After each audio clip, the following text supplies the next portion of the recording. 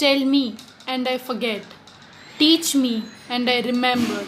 Involve me and I learn. With this beautiful thought, a very good morning to all my dear students. I hope that you are in good health. I, Shreya Jadhav, welcome you all to my e-learning channel. And today we are going to learn English, Grade 12, Chapter 4, The Red Trap, written by Selma Lagerlof. So before going through the reading and explanation of the chapter, let us know something about the author. Selma Lagerlof, born on 20th November 1858, died on 16th March 1940. Selma was a Swedish author and teacher. She published her first novel at the age of 33. She was the first woman to win the Nobel Prize in Literature, which was awarded in 1909. She was the first woman to be granted a membership in the Swedish Academy in 1914. Setting. A universal theme runs through all of them, a belief that the essential goodness in a human being can be awakened through understanding and love. This story is set amidst the mines of Sweden, rich in iron ore, which figure large in the history and legends of that country. This story is somewhat in a manner of a fairy tale. Introduction for answer. Dear students, whenever you write down your answers, always remember to start your answers with introduction. This creates a good impact. Prose. Prose name The Red Trap. Author's name Selma Lagerlof. Genre short story. Summary. This story is set amidst the mines of Sweden, rich in iron ore, which figure large in the history and legends of that country. This story is somewhat in a manner of fairy tale. So, this is chapter 4 part 2 video. In the previous video, we have gone through the story. So today, first I'll give you a brief summary of what we have done in the previous lecture or in the previous video, and then we shall start with the reading and explanation of the chapter. So let us begin with the summary of the chapter studied till now. Once upon a time, a vagabond peddler went selling small red traps. He made them from the material he got by begging. He did not make much money, so he had to beg and steal to survive. His clothes were in rags. His cheeks were sunken and hunger shone in his eyes. One day, as he sat thinking about red traps, a funny thought came in his mind, that the world itself was a big red trap. It offered comforts and joys, just like the red trap offered cheese and pork as bait to the rats. As soon as a rat was tempted to touch the bait, it trapped him. On a dark evening, as he was walking slowly along the road, he went to a small grey cottage to request for some food and shelter for the night. The owner, who had once been a crofter living on a small farm, invited him in. He lived all alone and was happy to get someone to talk to. He spoke about his personal life also to the peddler. He informed that during his prosperous days he worked at Ramshaw Iron's work. Now his cow supported him. He also said that he had earned 30 kroners by selling the cow's milk. He also showed him the money and then put it in a pouch near the door. The peddler got a share of the porridge, some tobacco, and his pipe, and a good night's sleep. The crofter got up early to milk his cow, so the peddler was forced to get up early and leave with him. However, half an hour later, the peddler returned. He went to the window, smashed a pan, and took out the 30 kroner from the pouch. And he put the pouch back and went away. The peddler was quite pleased with his smartness. He avoided the public highway and turned into the forest wood, as he felt he would be safer and no one would be able to catch him. It was a big and confusing forest. He tried to walk in a definite direction, but the paths twisted back and forth so strangely that he was confused. He walked on and soon realized that he had been walking around the same part of the forest. At all once he recalled his thoughts about the world being a rat trap. Now his own turn had come. He had let himself be fooled by the bait and had been caught in a rat trap. The entire forest, with the trees and trunks and branches, seemed to him like a prison that offered no escape. Finally, the peddler was exhausted. He thought he would die. Just then he heard the sound of the regular thumping of a hammer. He realized that the sound was coming from an iron mill. He summoned all his strength and walked in that direction. He reached the Ramshaw Iron Works. He entered the iron works amidst the different sounds coming from the work going in full swing. People like him would come to the forge for some warmth and shelter. The master blacksmith rather haughtily granted him permission to stay. When the ironmaster came to the forge for his inspection and noticed the peddler, he mistook him to be a soldier friend from the army. He thought that the peddler was Niels Olof. The peddler didn't try to clarify, as he thought he might get some money. The ironmaster invited him home. The peddler thought he would walk into the lion's den if he went, so he declined the invitation. The ironmaster assumed that the man was feeling embarrassed because of his poor condition. He started talking about his home and said that his wife Elizabeth was dead. His sons were living and have settled down in abroad, and he was living with his daughter Edla.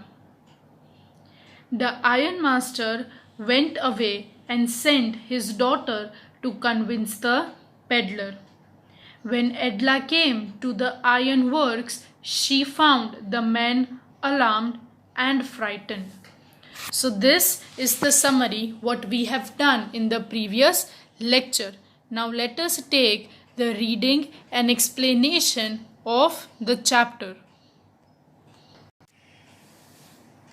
It was not more than half an hour before they heard the sound of carriage wheels outside the forge, and a new guest came in. But this time it was not the iron master. He had sent his daughter, apparently hoping that she would have better power of pursuing than he himself. She entered, followed by a valet, carrying on his arm a big fur coat. She was not at all pretty, but seemed modest and quite shy. In the forge, everything was just as it had been earlier in the evening. The master blacksmith and his apprentice still sat on their bench, and the iron charcoal still glowed in the furnace. The stranger had stretched himself out on the floor and lay with a piece of iron or pig iron under his head, and his hat pulled over his eyes. As soon as the young girl caught sight of him, she went up and lifted his head. The man was evidently used to be sleeping with one eye open. He jumped up abruptly and seemed to be quite frightened. So what happened? That, as you all know, that the iron master was unable to convince, he sent his daughter to convince the peddler. When Edla came, she was not that beautiful or pretty, but she was a very shy and a modest girl. Her dressing was up to the mark. She went in the meal at that time. The blacksmith and all were indulged in their work, and then her eyes caught a sight of the peddler, who was sleeping down with a piece of iron, pig iron, under his head, and his head was covered with the face, or his face was covered with the head. Eventually, when she took off the head, the peddler was quite frightened and taken aback. He was alarmed. "My name is Edla Wilmanson," she said, the young girl. "My father came home and said that you wanted to sleep here in the forge tonight, and then I asked permission to come and bring you home to us. I am so sorry, Captain, that you are having such a hard time." She looked at him compassionately with her heavy eyes, and then she noticed that the man was afraid. Either he has stolen something, or else he has escaped from jail. She thought and added quickly, "You may be sure, Captain, that you will be allowed to leave us just as freely as you came. Only please stay with us over Christmas Eve." She said this in such a friendly manner that the red trap peddler must have felt confidence in her. "It would never have occurred to me that you would bother with me yourself, miss," he said. "I will come at once." So here Edla is trying to comfort him. She somehow sensed that his fear conveyed that he was either a thief or on a run or have been an escaped prisoner. Still, she was very friendly and kind to him. The peddler agreed and accepted the invitation to spend Christmas at their place. He accepted the fur coat which the valet handed him with a deep bow, threw it over his rags, and followed the young lady out to the carriage, without granting the astonished blacksmith so much as a glance. But while he was riding to the manor house, he had evil foreboding. Why the devil did I take that fellow's money? He thought. Now I am in the trap and will never get out of it. The next day was Christmas Eve. When the ironmaster came into the dining room for breakfast, he probably thought with satisfaction of his old regimental comrade whom he had run across so unexpectedly. First of all, we must see to it that he gets a little flesh on his bones, he said to his daughter, who was busy at the table, and then we must see that he gets something else to do than to run around the country selling red traps. It is queer that things have done downhill with him as badly as that, said the daughter. Last night I did not think there was anything about him to show that he had once been an educated man.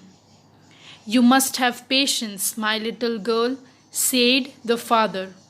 As soon as he gets clean and dressed up, you will see something different. Last night he was naturally embarrassed. The tramp manners will fall away from him with tramp clothes. Just as he said this, the door opened and the stranger entered. Yes, now he was truly clean and well dressed. The valet had bathed him, cut his hair, and shaved him. Moreover, he was dressed in good-looking suit of clothes which belonged to the ironmaster. He wore a white shirt and a starched collar and whole shoes. But although his guest was now so well groomed, the ironmaster did not seem pleased. He looked at him with puckered brow, and it was easy to understand that when he had seen the strange fellow in the uncertain reflection from the furnace, he might have made a mistake. But that now, when he stood there in broad daylight, it was impossible to mistake him for an old acquaintance. What does this mean? He thundered. The stranger made no attempt to dissimulate. He saw at once that the splendor had come to an end. It was not my fault, sir, he said. I never pretended to be anything but a poor trader, and I pleaded and begged to be allowed to stay in the forge. But no harm has been done.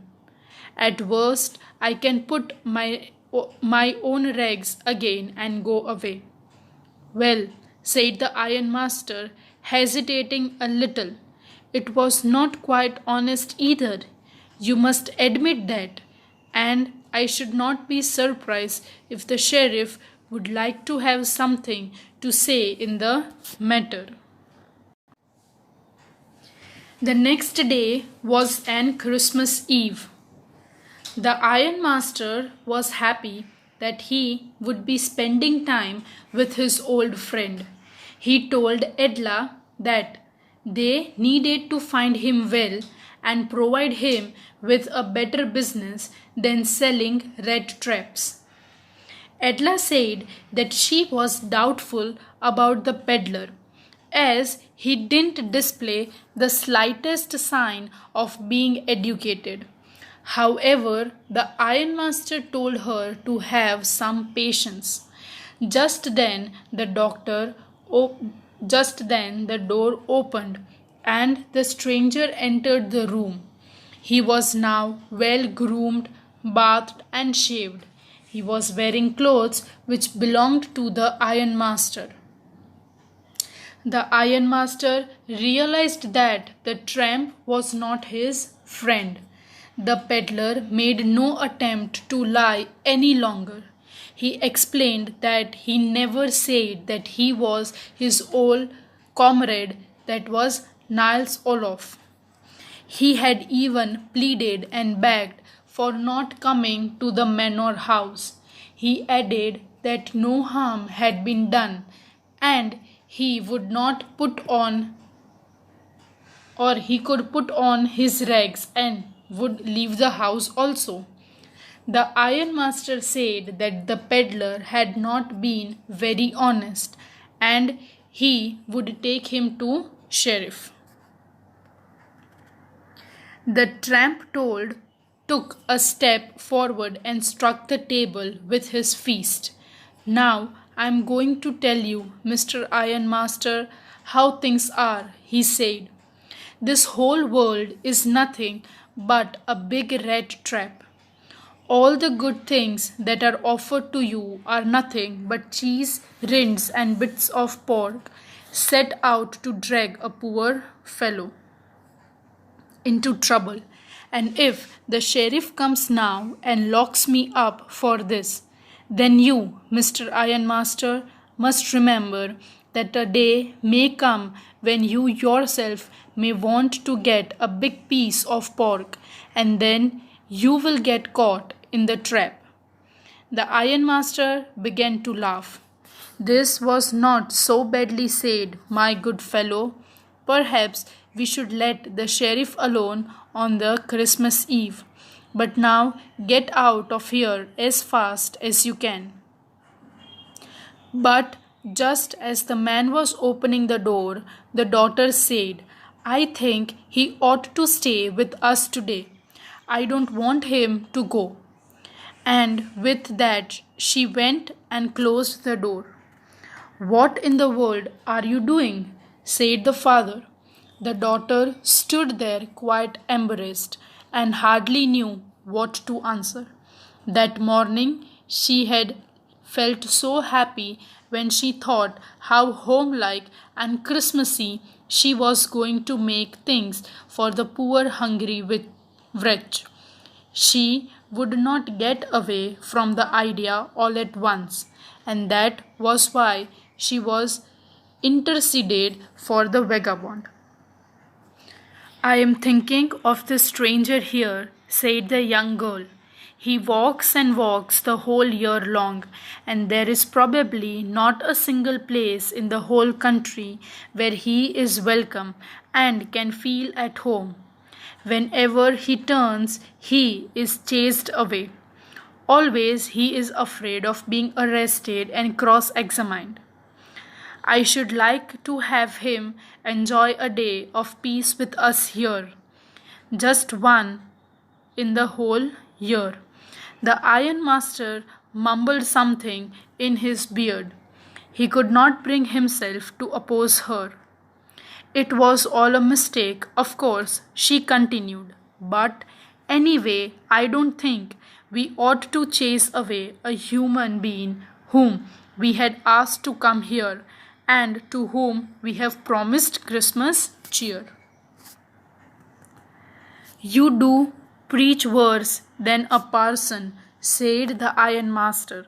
I only hope you won't have to regret this. The young girl took the stranger by the hand and led him to the table. Now sit down and eat, she said, for she would see that her father had given in. The man with the rat trap said not a word. He only sat down and helped himself to the food.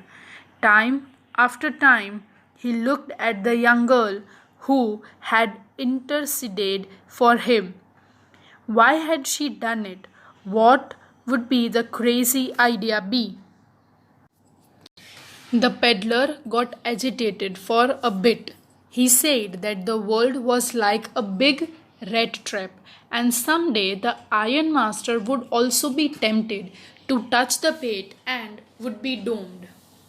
The ironmaster started laughing. The ironmaster wanted the peddler to leave, but Edla wanted him to stay back. She felt that they had promised him food and company for Christmas, and it would be wrong to send him away. The peddler was surprised by this gesture. Edla further added that the peddler must have been through a bad time, as he was always chased away. He would not even sleep fearlessly. The ironmaster gave up. After that, Christmas Eve at Ramschow passed just as it always had. The stranger did not cause any trouble because he did nothing but sleep. The whole forenoon he lay on the sofa in one of the guest rooms and slept at one stretch. At noon they woke him up so that he could have his share of good Christmas fare. But after that he slept again. It seemed as though for many years he had not been able to sleep as quietly and safely as here in Ramschow. In the evening, when the Christmas tree was lighted, they woke him up again, and he stood for a while in the drawing room, blinking as though the candlelight hurt him. But after that he disappeared again. 2 hours later he was aroused once more. He then had to go down into the dining room and eat the Christmas fish and porridge. As soon as they got up from the table, he went around to each one present and said, "Thank you and good night." But when he came to young girl, she gave him to understand that it was her father's intention that the suit which he wore was to be a Christmas present. He did not have to return it, and if he wanted to spend next Christmas Eve in the place where he would rest in peace and be sure that no evil would befall him, he would be welcomed back again. The man with the red traps did not answer anything to this. He only stared at the young girl in boundless amazement. The next morning, the ironmaster and his daughter got up in good season to go to the early Christmas service. Their guest was still asleep and they did not want him to disturb. So now what happened? The peddler was allowed to stay on for Christmas, but the only thing he did was he slept for the whole day very soundly. Once or twice he was told to get up to have the food. The ironmaster and Edla gifted him the suit that he was wearing as a Christmas present. He told him that he was welcome to spend even the next Christmas with them. The peddler kept staring at her in surprise. The next morning, the ironmaster and his daughter went to the church for Christmas service, leaving the peddler at home.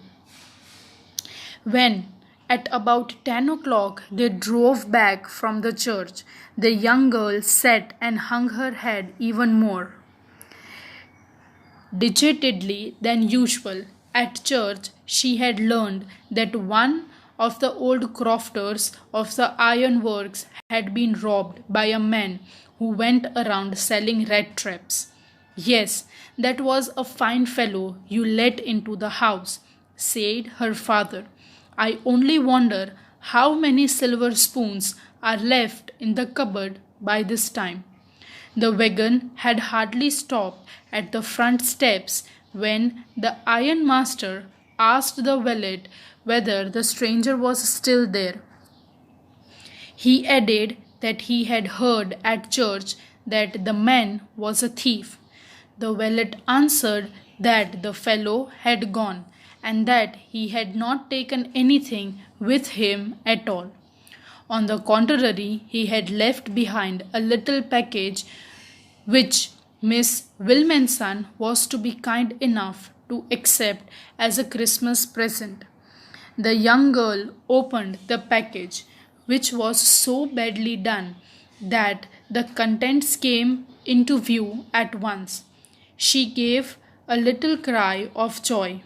She found a small red trap, and in it lay 3 wrinkled 10-kroner notes. But that was not all.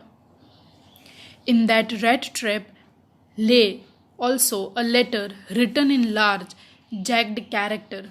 Honored and noble Miss, since you have been so nice to me all day long, as if I was a captain, I want to be nice to you in return, as if I was a real captain, for I do not want you to be embarrassed at this Christmas season by a thief, but you can give back the money to the old man on the roadside, who has the money pouch hanging on the window frame as a bait for poor wanderers.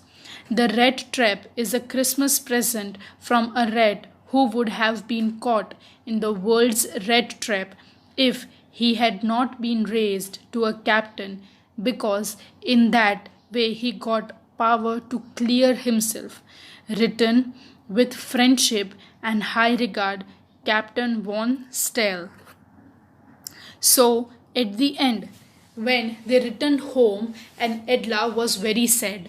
At the church, they had learnt that the red trap peddler had robbed an old crofter who once worked at their Ramschow iron works. The ironmaster was angry.